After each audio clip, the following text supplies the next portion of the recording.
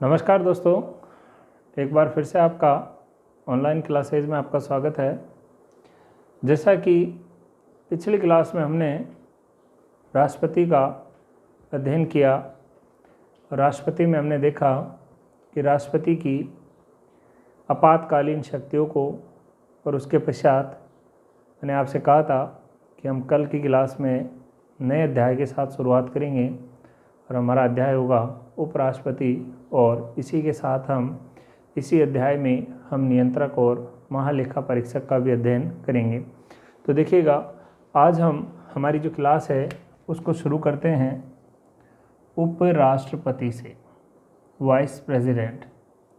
देखिए, सबसे पहली चीज़ तो आपको ये ध्यान रखनी है कि जो उपराष्ट्रपति है इसका जो प्रावधान है वो संविधान के अनुच्छेद 63 से लेकर 69 तक आता है। आर्टिकल नंबर 63 से लेकर 69 तक इसमें उपराष्ट्रपति पद के लिए उल्लेख दिया गया है। दूसरी बात देखिए, जो उपराष्ट्रपति का पद जो है वो देश में दूसरा सबसे सर्वोच्च पद है। देश में दूसरा सबसे सर्वोच्च पद है। तो अब आप ये पूछ सकते हैं कि प्रथम सर्वोच्च पद कौन सा है। तो ध्यान रखिएगा, जो प्रथम सर्वोच्च पद है वह राष्ट्रपति का होता है। इस प्रकार ध्यान रखिएगा, दूसरा सर्वोच्च पद उपराष्ट्रपति और प्रथम सर्वोच्च पद राष्ट्रपति का होता है। वहीं पर उपराष्ट्रपति देश का दूसरा नागरिक और राष्ट्रपति को हम देश का प्रथम नागरिक के नाम से जानते हैं। अब देखिए, राष्ट्रपति हमने पढ़ा है और उसके पश्चात हम पढ़ रहे उपराष्ट्रपति। तो लगभग कुछ चीज़ें ऐसी होती हैं जो राष्ट्रपति और उपराष्ट्रपति दोनों में ही कॉमन पाई जाती है। तो ध्यान रखिएगा। तो हम शुरू कर रहे हैं उपराष्ट्रपति। एक चीज़ हमने देखी है कि राष्ट्रपति और उपराष्ट्रपति, पहला सर्वोच्च पद राष्ट्रपति का होता है, वहीं दूसरा सर्वोच्च पद उपराष्ट्रपति का होता है। दूसरी बात देखिए, उपराष्ट्रपति के मामले में या हम इस पद की बात करें तो इस पे हमारा जो सर्वाधिक प्रभाव है वो अमेरिका का है। यानी कि जिस प्रकार से अमेरिकी राष्ट्रपति का पद है उसी प्रकार हमारे देश में भी उपराष्ट्रपति का पद है।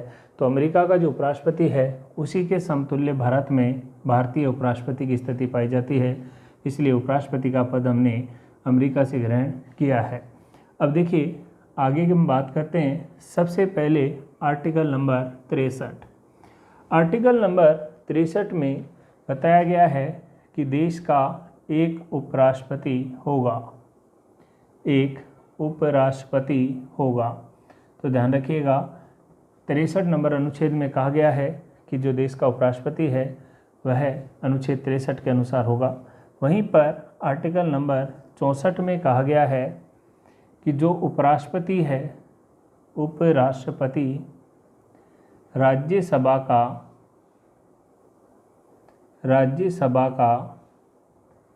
पदेन सभापति होगा, पदेन सभापति होगा। ध्यान रखिएगा, यानी कि जो भी व्यक्ति उपराष्ट्रपति बनता है वही व्यक्ति राज्यसभा का पदेन सभापति भी बनता है।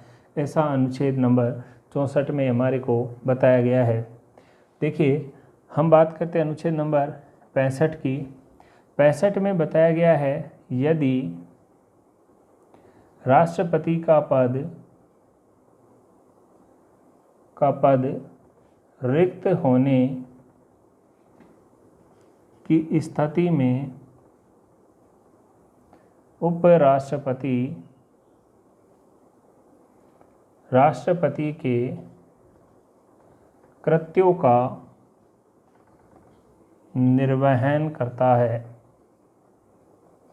यानी कि इससे तात्पर्य है कि यदि किसी कारणवश राष्ट्रपति का पद रिक्त हो जाए तो ऐसी स्थिति के अंदर जो उपराष्ट्रपति है, राष्ट्रपति के जो कार्य होते हैं उन कार्यों का निर्वहन करेगा, अर्थात वह कार्यवाहक राष्ट्रपति के रूप में कार्य करेगा और यह केवल 6 माह के लिए कर सकता है। तो इस प्रकार में 3 अनुच्छेद देखे। 63 में हमने देखा कि देश का एक उपराष्ट्रपति होगा। 64 में हमने देखा उपराष्ट्रपति जो भी होगा वह राज्यसभा का सभापति होता है। और 65 में हमने देखा कि यदि राष्ट्रपति का पद रिक्त होता है तो ऐसी स्थिति में उपराष्ट्रपति राष्ट्रपति के कर्तव्यों का निर्वहन करता है। देखिए, इसके पश्चात हम आगे बढ़ते हैं। उपराष्ट्रपति के लिए ऐसी क्या चीज़ें हैं जो राष्ट्रपति से लगभग समान होती है, यानी कि वही कृत्य राष्ट्रपति में भी होते हैं। तो देखिएगा, सबसे पहले हम बात करें उपराष्ट्रपति के लिए योग्यता, यानी कि कौन व्यक्ति उपराष्ट्रपति बन सकता है। तो ध्यान रखिएगा, योग्यता के मामले में वही बात कही गई है जो राष्ट्रपति में है। देखिए, हमने राष्ट्रपति में पहली योग्यता पढ़ी थी भारत का नागरिक। तो देखिए, उपराष्ट्रपति की योग्यता भी जो पहली है वो यही है कि वह भारत का निवासी होना चाहिए।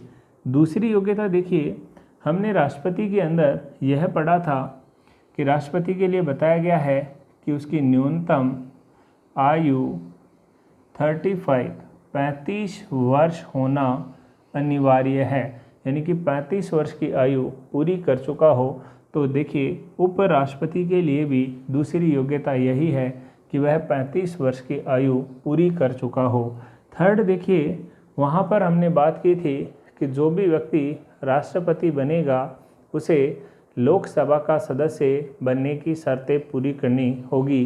तो देखिए, यहाँ पर लोकसभा ना होकर उपराष्ट्रपति में कहा गया है कि उसे राज्यसभा का सदस्य बनने की शर्तें पूरी करता हो, यानी कि राज्यसभा का सदस्य बनने की शर्तें पूरी करता हो, ऐसा इसमें प्रावधान किया गया है। वहीं पर चौथी इसमें जो योग्यता है वह है कि वह लाभ के पद पर ना हो और दिवालिया और पागल ना हो। इस प्रकार से उपराष्ट्रपति के लिए योग्यताओं का उल्लेख है। तो देखिए, राष्ट्रपति और उपराष्ट्रपति में योग्यताओं में केवल ये एक फ़र्क है, वहाँ पर हमने यहाँ लोकसभा पढ़ा था, जबकि उपराष्ट्रपति में हम यहाँ राज्यसभा पढ़ रहे हैं। बाकी योग्यताएं दोनों में समान होती है। इसके पश्चात देखिए, दूसरी चीज़ बात करते हैं। योग्यता हमने देखी, इसके पश्चात हम देखते हैं कार्यकाल। देखिए, कार्यकाल की हम बात करें तो उपराष्ट्रपति का कार्यकाल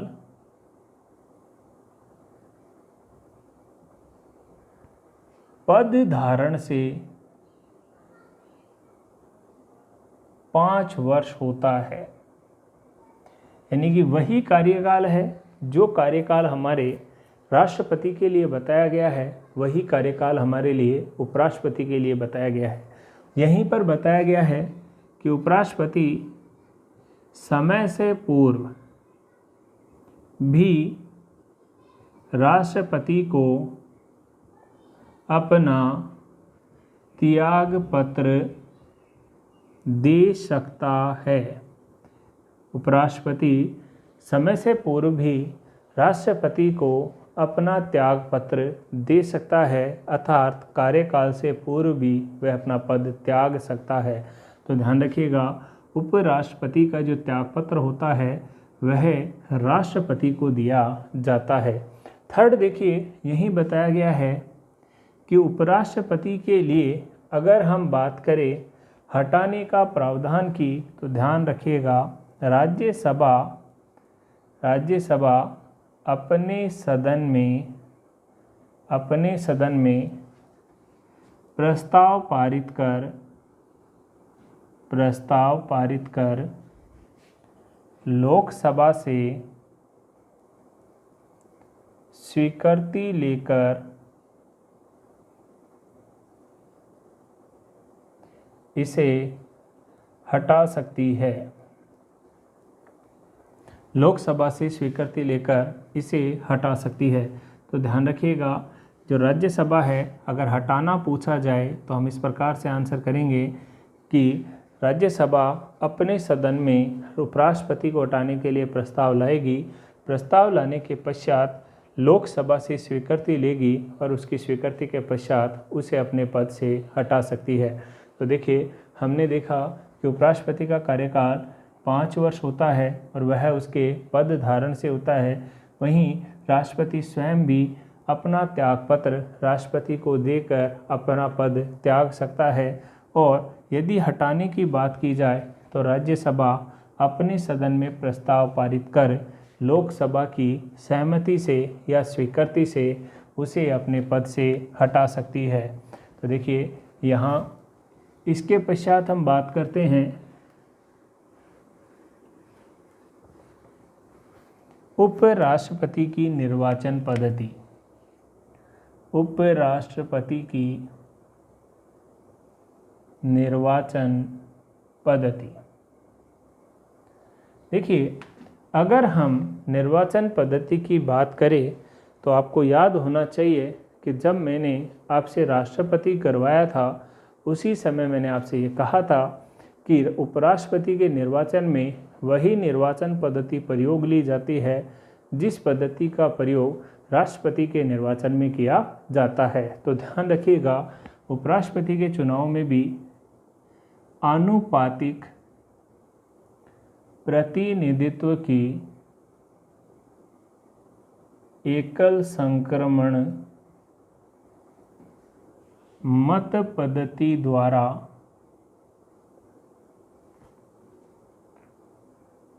निर्वाचन मत पद्धति द्वारा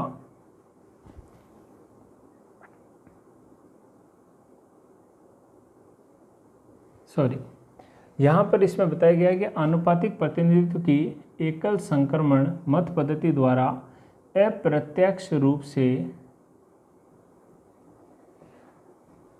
निर्वाचन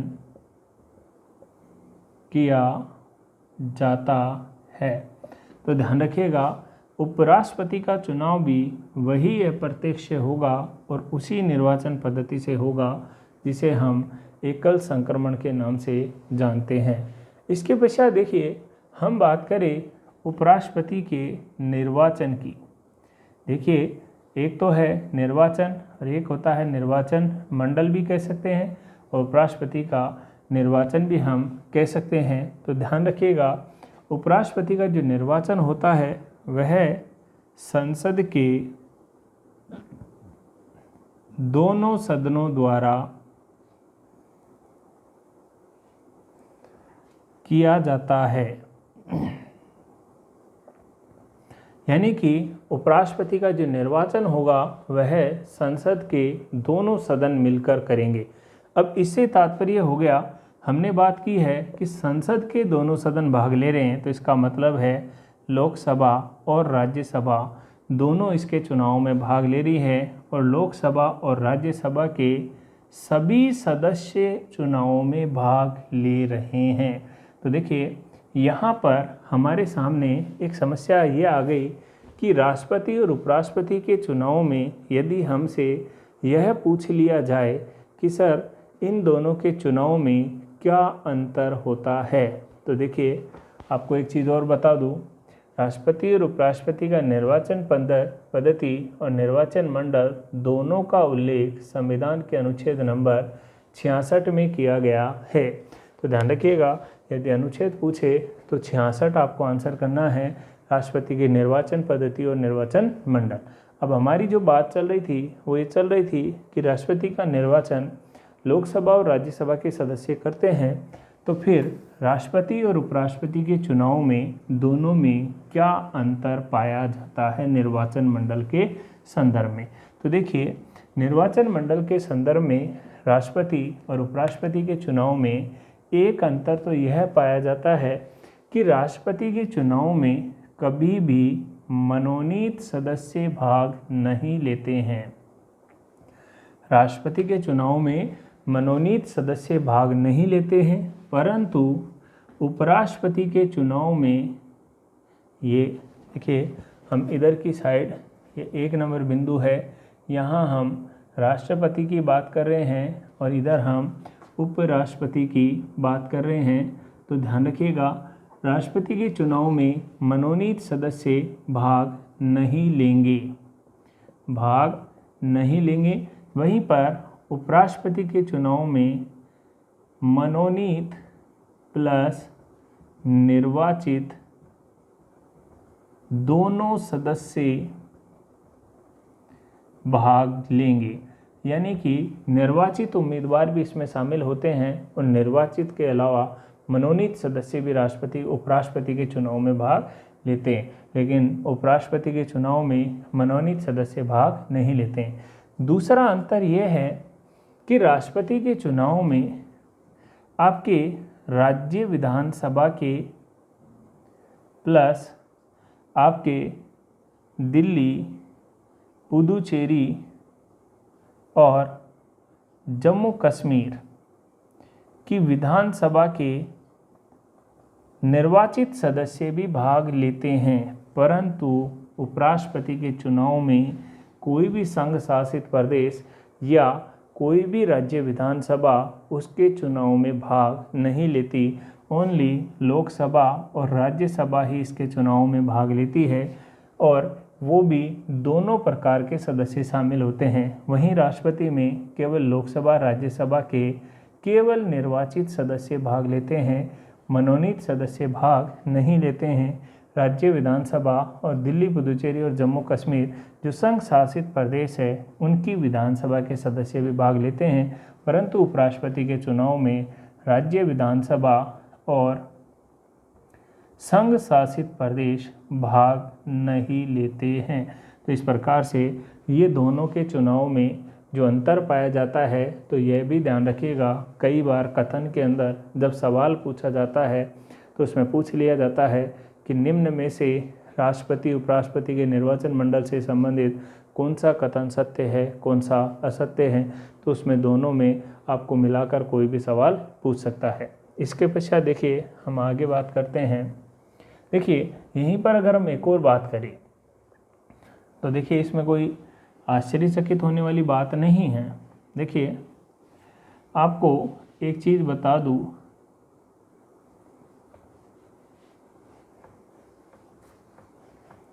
क्या होता है कि कई बार उपराष्ट्रपति राष्ट्रपति के क्वेश्चन मिक्स में आते हैं, इसीलिए ये ध्यान रखिएगा। देखिए अभी हमने बात की कि जो राष्ट्रपति है इसके चुनाव में एक तो लोकसभा, एक राज्यसभा, एक राज्य विधानसभा और एक हमने यूटी विधानसभा की बात की और उसमें भी 3 स्टेट की बात की, जबकि राज्य तो सभी भाग लेते हैं। देखिए हमने इन तीनों चारों के अंदर एक ही चीज़ देखी कि केवल निर्वाचित सदस्य ही चुनाव में भाग ले रहे हैं। हमने कहा मनोनीत सदस्य इसके चुनाव में भाग नहीं लेते हैं, ठीक है, यही हमने बात की थी। ध्यान रखिएगा लोकसभा, राज्यसभा, विधानसभा राज्य की और केंद्र शासित प्रदेशों में विधानसभा, जम्मू कश्मीर, दिल्ली और पुदुचेरी की मनोनीत सदस्य भाग नहीं लेता है। प्लस एक चीज़ अनिवार्य है वो ये है कि ये मनोनीत सदस्य निर्वाचन में तो राष्ट्रपति के भाग नहीं लेता है, परंतु महाभियोग की प्रक्रिया के दौरान भाग लेता है। तो ध्यान रखिएगा कि जब राष्ट्रपति के हटाने की प्रक्रिया लगाई जाती है तो उस प्रक्रिया के दौरान जो मनोनीत सदस्य होते हैं उसमें भाग लेते हैं, परंतु निर्वाचन मंडल में भाग नहीं लेते हैं। ना तो लोकसभा से लेंगे और ना ही राज्यसभा से भाग लेंगे। दूसरी बात ये ध्यान रखनी है कि राष्ट्रपति का जो हटाने का प्रावधान है उसके अंदर आपकी राज्य विधानसभा भी भाग नहीं लेती है और यूटी की विधानसभा भी भाग नहीं लेती है। ध्यान रखिएगा तीनों निर्वाचन मंडल में शामिल है, लोकसभा, राज्यसभा, विधानसभा और केंद्र शासित प्रदेशों की विधानसभा, ठीक है, परंतु हटाने की प्रक्रिया में ओनली लोकसभा, राज्यसभा ही भाग लेती है और उसमें भी मनोनीत और निर्वाचित दोनों भाग लेते हैं। तो ये राष्ट्रपति के संदर्भ में थोड़ी सी विशेष जानकारी है। पटवार के अंदर इस प्रकार से काफ़ी सवाल पूछे जाते हैं, इसलिए थोड़ा ध्यान रखिएगा। नेक्स्ट देखिए आगे हम बात करते हैं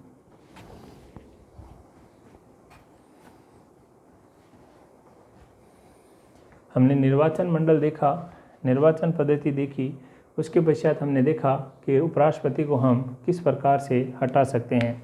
अब देखिए आगे आता है आपके कार्यकाल हमने कर ही लिया। कुछ 69 के तहत इसमें बताया गया है आर्टिकल कि जो उपराष्ट्रपति को शपथ का जो प्रावधान है वह आपका राष्ट्रपति दिलाता है। उपराष्ट्रपति को जो शपथ दिलाई जाती है वह राष्ट्रपति के द्वारा दिलाई जाती है। अब देखिए उपराष्ट्रपति के संदर्भ में कुछ तथ्य हैं वह आपको ध्यान रखने होंगे क्योंकि इनसे काफ़ी सवाल बनते हैं। देखिए मैंने अभी आपसे कहा आर्टिकल नंबर 64 में मैंने आपसे कहा कि उपराष्ट्रपति राज्यसभा का पदेन सभापति बनता है। राज्यसभा का पदेन सभापति बनता है, ऐसा मैंने अभी आपसे कहा। तो आपको इससे तो कोई आश्चर्यचकित होने की बात ही नहीं है, क्योंकि सबसे पहले तो आपको ये ध्यान रखना होगा कि पदेन शब्द क्यों लगाया गया है। तो इससे तात्पर्य है कि जब कोई व्यक्ति पहले से कोई पद ले रखा हो,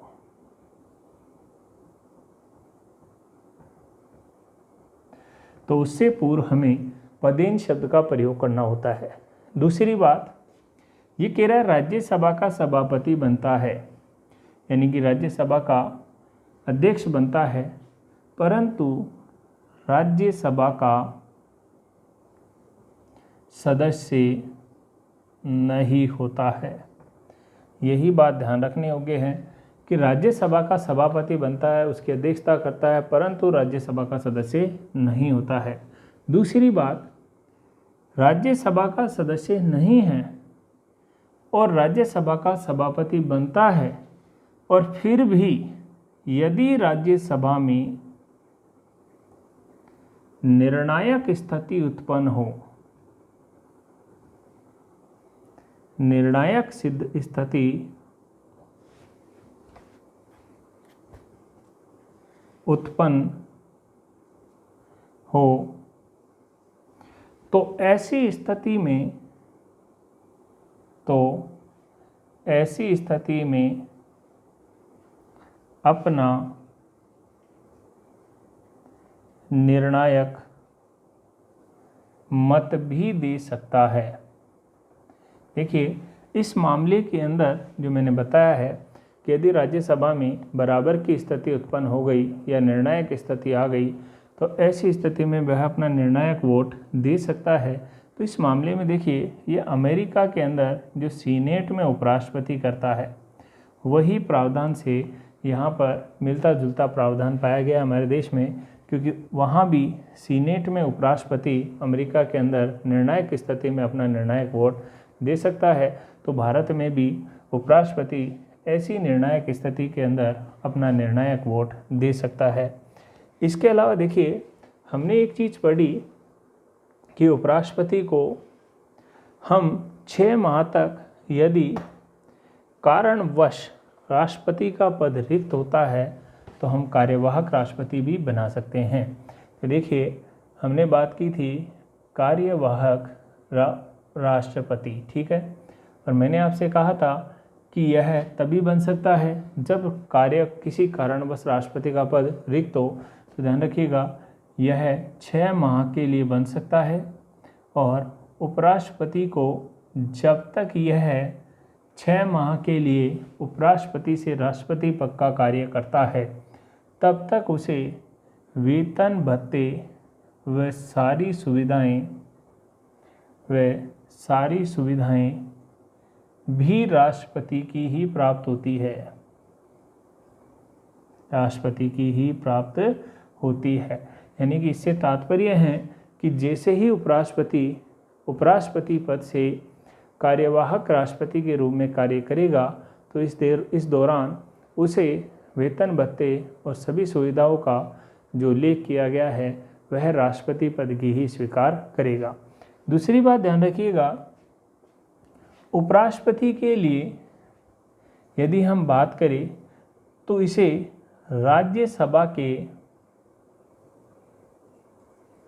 सभापति के रूप में ही वेतन भत्ते प्राप्त होते हैं। देखिए, उपराष्ट्रपति के पद के लिए इसे वेतन भत्ते प्राप्त नहीं होते हैं, इसे राज्यसभापति के रूप में ही वेतन भत्ते प्राप्त होते हैं। यदि यह कार्यवाहक राष्ट्रपति बनता है तो इन वेतन भत्तों को प्राप्त नहीं करेगा, फिर वह राष्ट्रपति वाले वेतन भत्तों को प्राप्त करेगा। तो इस प्रकार आशा करता हूँ यह चीज़ समझ में आई होगी।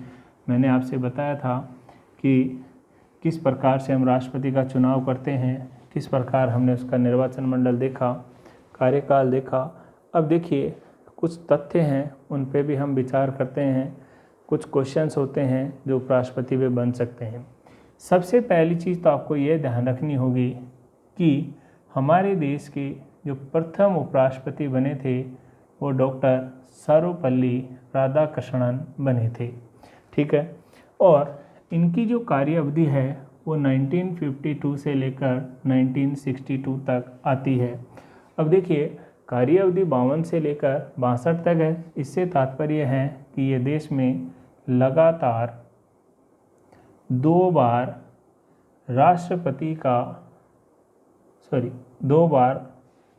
लगातार 2 बार उपराष्ट्रपति का पद ग्रहण किया।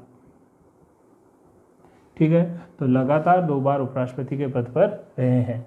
दूसरी बात हम बात करें, जो हमारे 12 नंबर के उपराष्ट्रपति है, इनका नाम है डॉक्टर हामिद अंसारी।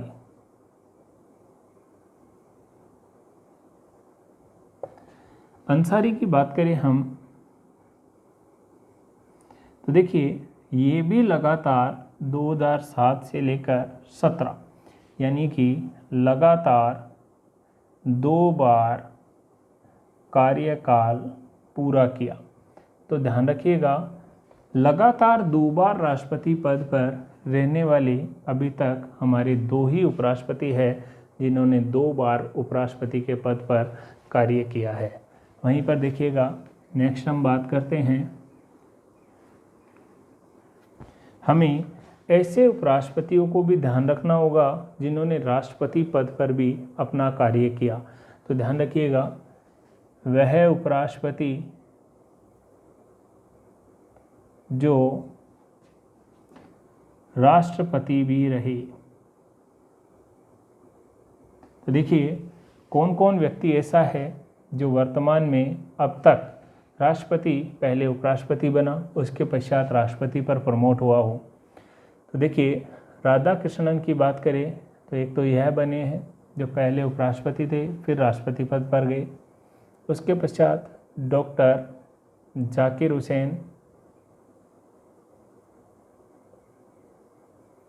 उसके पश्चात वीवी गिरी,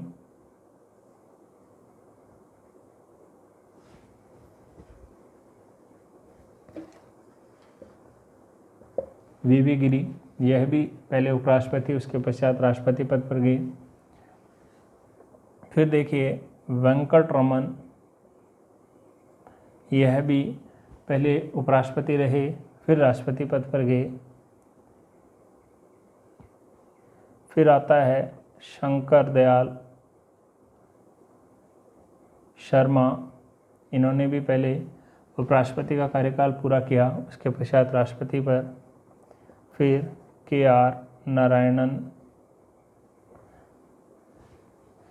तो इस प्रकार देखिए, ये 6 उपराष्ट्रपति ऐसे हैं हमारे देश में जिन्होंने पहले उपराष्ट्रपति के पद की शोभा बढ़ाई और उसके पश्चात हमारे देश के राष्ट्रपति बने। तो इस प्रकार से ध्यान रखिएगा, इन 6 व्यक्तियों में कौन व्यक्ति राष्ट्रपति और उपराष्ट्रपति दोनों पदों पर कार्य कर चुका है। तो ये दोनों 6 के 6 व्यक्ति वह हैं जिन्होंने दोनों पदों पर कार्य किया है। इसके पश्चात देखिए, हम बात करते हैं कृष्णकांत की। देखिए, कृष्णकांत की बात करें तो यह एकमात्र उपराष्ट्रपति है जिनकी मृत्यु कार्यकाल के दौरान हुई। कार्यकाल के दौरान हुई। तो ध्यान रखिएगा, एकमात्र उपराष्ट्रपति है जिनकी मृत्यु कार्यकाल के दौरान हुई।